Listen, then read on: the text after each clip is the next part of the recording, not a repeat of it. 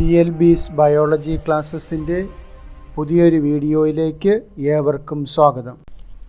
+2 zoology reproductive health എന്ന ചാപ്റ്ററിലെ focus area ടോപ്പിക്കുകൾ revision നടത്തുന്ന വീഡിയോയാണിത്. പരീക്ഷയ്ക്ക് ചോദിക്കാൻ സാധ്യതയുള്ള ക്വസ്റ്റ്യൻസും നമുക്ക് ഈ വീഡിയോയിലൂടെ ഡിസ്കസ് ചെയ്ത് പോകാം. ആദ്യമായിട്ട് നമുക്ക് RCH എന്നൊരു ടേമാണ് ഓർമ്മിക്കാനുള്ളത്. ഈ ഒരു അബ്രിവേഷൻ അതിൻ്റെ ഫുൾ ഫോം എഴുതാൻ ചോദിക്കാം. Reproductive and child health care programme. Reproductive and child health care programme. Reproductive ഹെൽത്തുമായിട്ട് ബന്ധപ്പെട്ട പ്രോഗ്രാമാണ്, ഇന്ത്യ ഗവൺമെൻറ് സ്റ്റാർട്ട് ചെയ്ത പ്രോഗ്രാമാണ് RCH, reproductive and child health care programme. അപ്പോൾ ഈ പ്രോഗ്രാമിൻ്റെ ഒബ്ജക്റ്റീവ്സ് എന്തൊക്കെ ഒബ്ജക്റ്റീവ്സ് ഉണ്ട്? Introduction of action plan to support people in reproduction related problems. Reproduction related problems ആൾക്കാർക്ക് മനസ്സിലാക്കി കൊടുക്കുക എന്നുള്ളത്. Sex education in schools. Statutory ban of amniocentesis to check female foeticides. Educating marriageable groups about birth control options. Prenatal postnatal care of mother and children. ഈ ഒരു പോയിന്റുകൾ just ഒന്ന് ഓർത്ത് വെച്ചേക്കുക. അടുത്ത് ചോദിക്കാൻ സാധ്യതയുള്ള ഒരു ക്വസ്റ്റ്യനാണ് ആംനിയോസെൻറ്റിസിസ് എന്നുള്ളത്. ആംനിയോസെൻറ്റിസിസ് എന്ന് പറഞ്ഞാൽ എന്താണ്? കുഞ്ഞ് അമ്മയുടെ യൂട്രസിനകത്ത് കിടക്കുന്ന സമയത്ത് ആംനിയോട്ടിക് ഫ്ലൂയിഡ് എന്നൊരു ഫ്ലൂയിഡിനകത്താണ് കുഞ്ഞ് കിടക്കുന്നത്. ഈ ആംനിയോട്ടിക് ഫ്ലൂയിഡിനകത്ത് കുഞ്ഞിൻ്റെ ഫീറ്റൽ സെൽസ് ഉണ്ടാകും. ആ ഫീറ്റൽ സെൽസ് എക്സ്ട്രാക്ട് ചെയ്തെടുത്തിട്ട്, ആംനിയോട്ടിക് ഫ്ലൂയിഡിൽ നിന്നും എക്സ്ട്രാക്ട് ചെയ്തെടുത്തിട്ട് അത് നോക്കിയിട്ട് സെക്സ് ഡിറ്റർമിനേഷൻ നടത്താൻ വേണ്ടി ഉപയോഗിക്കുന്നു. അത് മിസ്യൂസ് ചെയ്യുന്നതാണ്. ആക്ച്വലി അത് എന്തിനുള്ളതാണ്? ക്രോമസോമൽ അബ്നോർമാലിറ്റീസ് എന്തെങ്കിലും ഉണ്ടെങ്കിൽ കണ്ടുപിടിക്കാനുള്ള ഒരു ടെക്നിക്കാണ് ആംനിയോസെൻറ്റിസിസ്.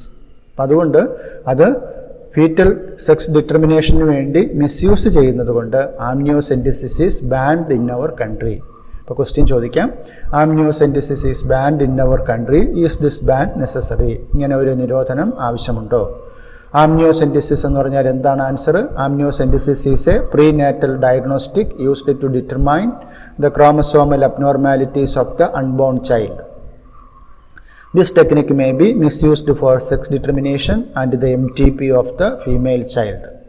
So, statutory ban on amniocentesis is necessary. ഇനി അടുത്ത് ചോദിക്കാവുന്ന ഒരു ക്വസ്റ്റ്യൻ ആണ്, what are the reasons for population explosion? ജനസംഖ്യാ വിസ്ഫോടനത്തിൻ്റെ കാരണങ്ങൾ എന്തൊക്കെയാണ്? ഡിക്രീസ് ഇൻ ഡെത്ത് റേറ്റ് കുറയുക. മെറ്റേണൽ മോർട്ടാലിറ്റി റേറ്റ് MMR, അപ്പോൾ അതും അബ്രിവിയേഷൻ ഫുൾ ഫോം എഴുതാൻ ചോദിക്കാവുന്നതാണ്. MMR, maternal mortality rate. Then infant mortality rate IMR. അപ്പോൾ ഈ രണ്ടും എക്സ്പാൻഡ് ചെയ്യാൻ പഠിക്കുക. Better living condition, increased health facilities, increase in the number of people in reproducible age. ഇതൊക്കെ പോപ്പുലേഷൻ എക്സ്പ്ലോഷൻ്റെ റീസൺസ് എഴുതാൻ ചോദിച്ചാൽ ഈ കാര്യങ്ങൾ എഴുതേണ്ടതാണ്. ഇനി ബർത്ത് കൺട്രോൾ മെഷേഴ്സിനെ കുറിച്ചാണ് അടുത്തത്. Natural methods, barrier methods, IUDs, oral contraceptives, surgical methods. ഈ ഒരു 5 മെത്തേഡാണ് ബർത്ത് കൺട്രോൾ മെഷേഴ്സിൽ പ്രധാനമായിട്ട് ഉപയോഗിക്കുന്നത്. അതിൽ ഓരോ മെത്തേഡും നോക്കാം. ഫസ്റ്റ് നാച്ചുറൽ മെത്തേഡാണ്. Periodic abstinence, withdrawal or coitus interruptus, lactational amenorrhoea, ഇത് മൂന്നുമാണ് നാച്ചുറൽ മെത്തേഡ്സിൽ വരുന്നത്. പീരിയോഡിക് അബ്സ്റ്റിനൻസ് എന്ന് പറയുന്നത് avoid coitus from 10th to 17th day of periodic cycle. Menstrual പീരീഡിൻ്റെ 10 മുതൽ 17 വരെയുള്ള ദിവസങ്ങളിൽ കോയിറ്റസിൽ നിന്നും, ശാരീരിക ബന്ധത്തിൽ നിന്നും മാറി നിൽക്കുക എന്നുള്ളതിനെയാണ് പീരിയോഡിക് ആബ്സ്റ്റിനൻസ് എന്നതുകൊണ്ട് ഉദ്ദേശിക്കുന്നത്. Withdrawal or coitus interruptus, withdrawal of penis before ejaculation. Ejaculation നടക്കുന്നതിന് മുമ്പ് വജൈനയിൽ നിന്നും പെനിസ് മെയിൽ വിഡ്രാ ചെയ്യുന്ന പ്രോസസ്സിനെയാണ് വിഡ്രാവൽ ഓർ കോയിറ്റസ് ഇൻ്ററപ്റ്റസ് എന്ന് വിളിക്കുന്നത്. Next lactational amenorrhea, no ovulation during the period of breast feeding, so chance of pregnancy is low. Breast feeding, delivery കഴിഞ്ഞിട്ട് കുഞ്ഞിന് ഫീഡ് ചെയ്തുകൊണ്ടിരിക്കുന്ന സമയത്ത് മെൻസ്ട്രുവൽ സൈക്കിൾ ആബ്സെൻ്റ് ആകും. അതിനെയാണ് ലാക്ടേഷണൽ അമെനോറിയ എന്ന് വിളിക്കുന്നത്. എന്തൊക്കെയാണ് ഇതിൻ്റെ അഡ്വാൻറ്റേജസ് എന്ന് ചോദിക്കാം. എന്തൊക്കെ ഡിസഡ്വാൻറ്റേജസ് ഉണ്ടെന്നും ചോദിക്കാം. അഡ്വാൻറ്റേജസ് എന്ന് പറയുന്നത് നോ സൈഡ് എഫക്റ്റ്, ഒരു സൈഡ് എഫക്റ്റും ഇല്ല. ഡിസഡ്വാൻറ്റേജ് എന്ന് പറയുന്നത് chances of failure are high, ഫെയിലുവറിനുള്ള സാധ്യത വളരെ കൂടുതലാണ്. അപ്പോൾ പല രീതിയിലും ഈ നാച്ചുറൽ മെത്തേഡ്സിൻ്റെ ക്വസ്റ്റ്യൻ ചോദിക്കാവുന്നതാണ്. നാച്ചുറൽ മെത്തേഡ്സിൻ്റെ പേരെഴുതാനായിട്ടും നാച്ചുറൽ മെത്തേഡ്സിൻ്റെ കൂടെ മറ്റേതെങ്കിലും ഒരു മെത്തേഡിൻ്റെ പേര് തന്നിട്ട് ഓഡ് വൺ ഔട്ട് എന്നുള്ള രീതിയിലൊക്കെ ക്വസ്റ്റ്യൻ ചോദിക്കാം. അപ്പോൾ ഓർക്കുക, നാച്ചുറൽ മെത്തേഡ്സ് 3 എണ്ണമാണ്: periodic abstinence, withdrawal or coitus interruptus, lactational amenorrhoea. ഈ ബാരിയർ മെത്തേഡ്സിൽ condoms for male and female, vaults, diaphragms, cervical caps. അപ്പോൾ ഈ മെത്തേഡ്സുകൾ, natural methods, barrier methods, IUDs, ഇത് പലതും തന്നിട്ട് ക്ലാസിഫൈ ചെയ്യാൻ ആവശ്യപ്പെടാം ക്വസ്റ്റ്യനിൽ. 3 ഹെഡിങ് കൊടുത്തുകൊണ്ട് അല്ലെങ്കിൽ 2 ഹെഡിങ് കൊടുത്തുകൊണ്ട് ഇതിനെ ക്ലാസിഫൈ ചെയ്യുക. നാച്ചുറൽ മെത്തേഡ്സിൻ്റെ പേരും ബാരിയർ മെത്തേഡ്സിൻ്റെ പേരും IUDസിൻ്റെ പേരും ഒക്കെ ഇങ്ങനെ മിങ്കിൾ ചെയ്ത് തന്നിരുന്നിട്ട് അത് ക്ലാസിഫൈ ചെയ്യാനുള്ള ക്വസ്റ്റ്യൻ ചോദിക്കാവുന്നതാണ്. അപ്പോൾ കറക്റ്റായിട്ട് ബാരിയർ മെത്തേഡ്സ് ഏതൊക്കെയാണെന്നുള്ളത് ഓർത്ത് വയ്ക്കുക: condoms, vaults, diaphragms and cervical caps. IUDs ഏതൊക്കെയാണെന്ന് ഓർക്കുക. IUDസിൻ്റെ അബ്രിവേഷൻ തന്നിട്ട് എക്സ്പാൻഡ് ചെയ്യാൻ ചോദിക്കാം. IUDസിൻ്റെ എക്സ്പാൻഷൻ ഇൻട്രാ യൂട്രൈൻ ഡിവൈസസ്.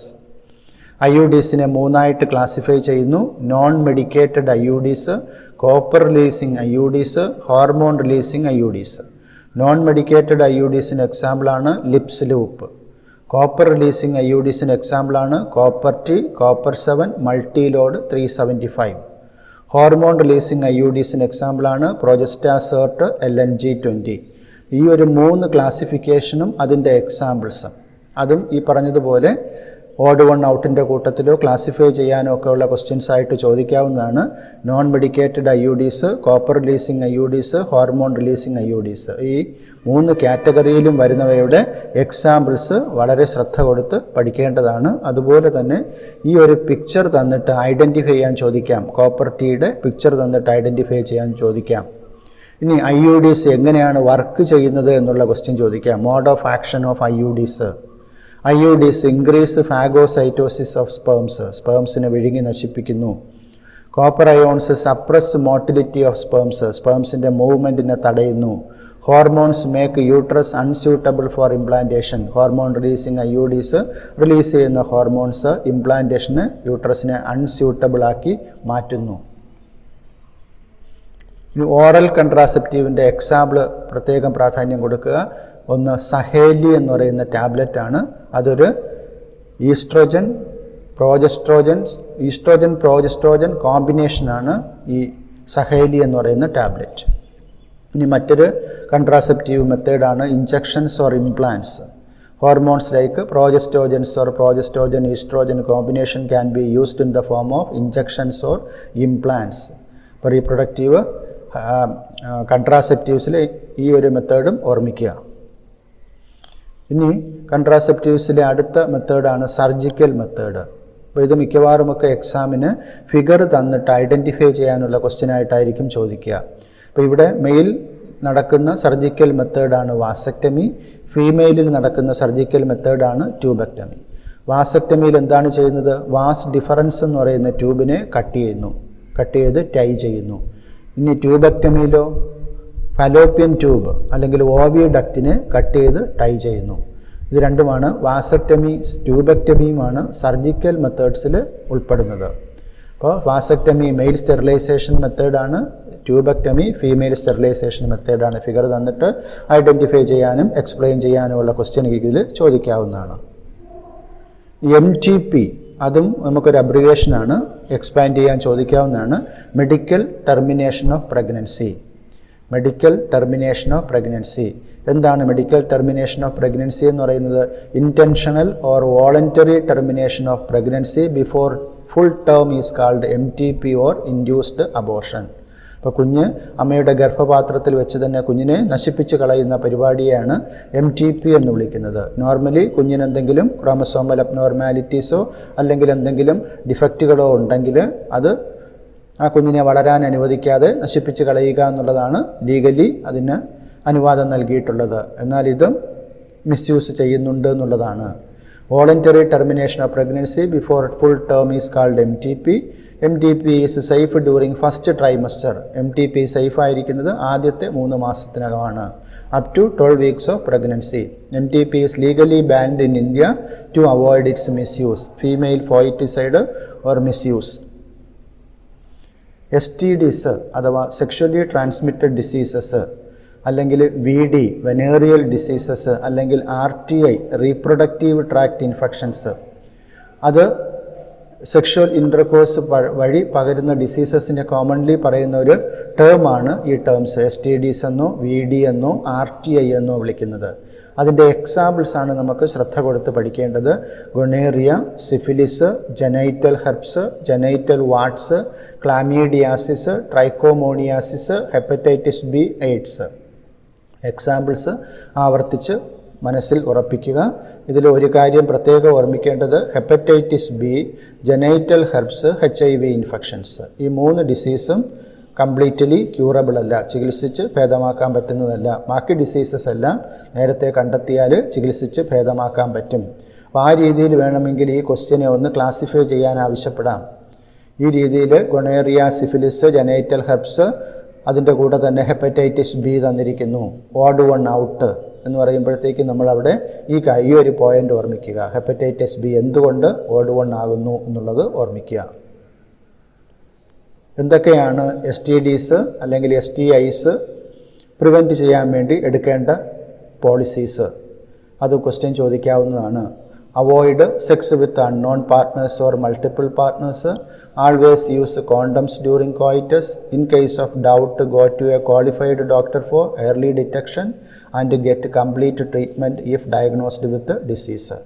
ഈ ഒരു 3 പോയിന്റ് ഓർമ്മിക്കുക. Avoid sex with unknown partners, always use condoms during coitus, in case of doubt എന്തെങ്കിലും STDs ഉണ്ടെന്നുള്ള ഡൗട്ട് തോന്നിക്കഴിഞ്ഞാൽ go to a qualified doctor for detection, മനസ്സിലാക്കാനും ട്രീറ്റ്മെൻറ്റിനും വേണ്ടി ഡോക്ടറിനെ സമീപിക്കുക.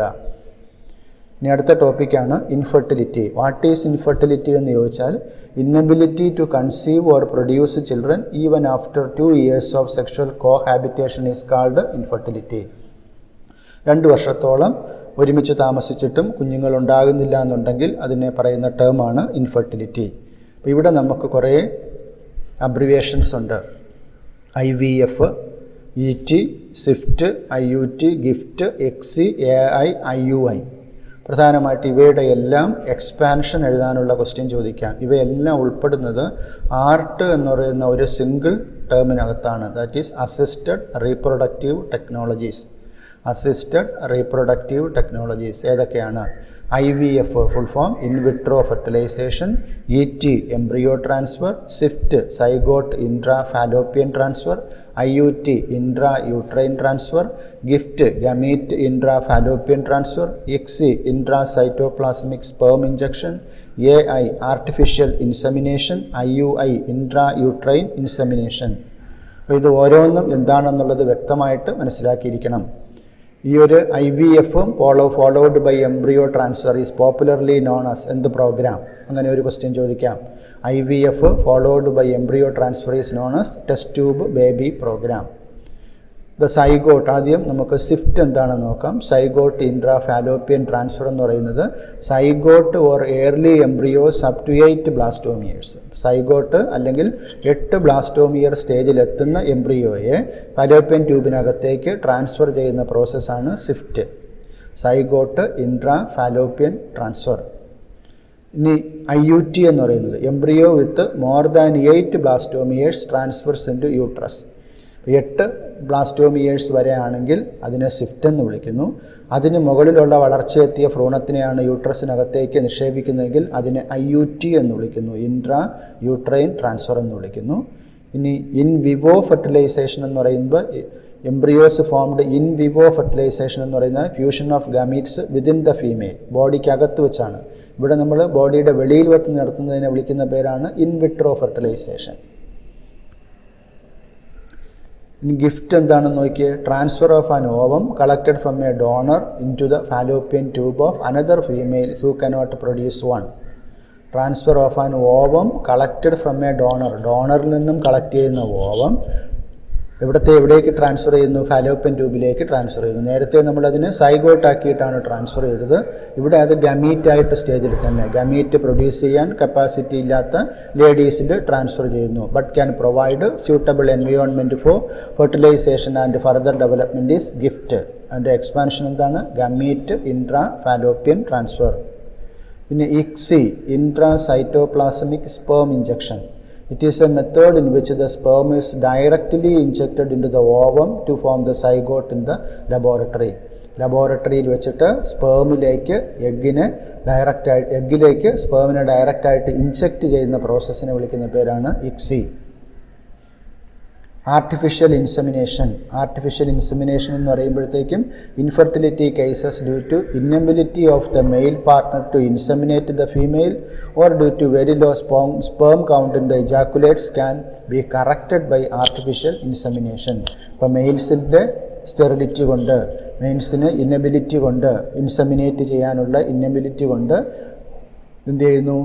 സെമനെ ഫീമെയിലിൻ്റെ വജൈനയ്ക്കകത്തേക്ക് ഇൻസേർട്ട് ചെയ്യുന്നു.